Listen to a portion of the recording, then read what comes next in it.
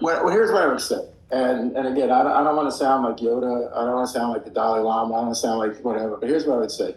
I think that like storytelling is elemental. And I think that storytelling never changes. The platforms change and the distribution changes and the marketing changes. And so the audience gets more fragmented and the audience has more distraction. But the need for good story doesn't change, and what makes a good story doesn't change. And so, in my experience, in my perspective, I think that's true, and that goes way back. That goes back to the first documented written story, Gilgamesh, right? Which the Epic of Gilgamesh, which was basically a buddy story, right? And I'm simplifying it greatly, but is about we're better together than apart. So I start with this idea that like why does a mass audience find something or revisit something? And I think it's for a communal experience, and I think it's for connection.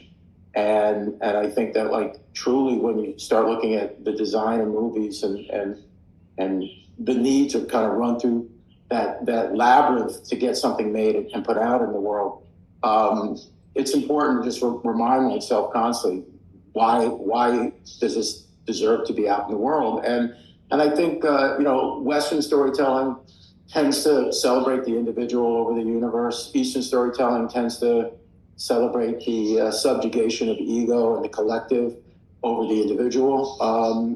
But both are about connection, and both are about like somehow trying to either reaffirm certain myths or destroy certain myths of why we're all here and why we're all together. And so I know that's kind of haughty sounding, but like I kind of look at it from that point of view. I look at it like, what's the unifying principle? What's the most authentic emotion or leave behind of anything? And if it feels like it's something that we all can experience, it has a chance to find a mass audience. And that's not taking into account like the bells and whistles. That's not taking into account the ride. Like I think movies, the idea of movies, the idea of long form storytelling, is kind of like a roller coaster amusement park where it's like the really good roller coasters give you about 10 or 15% more than you thought, and the really bad ones give you about 10 or 15% less than you thought.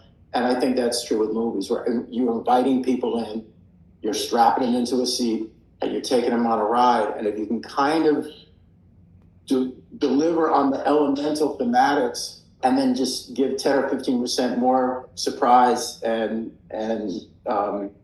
expected, people walk out and they want to say that you got to go check this out. You got to go like experience this. And if it flattens and it doesn't become that for whatever reason, doesn't matter how much money you throw at something, it won't find an audience.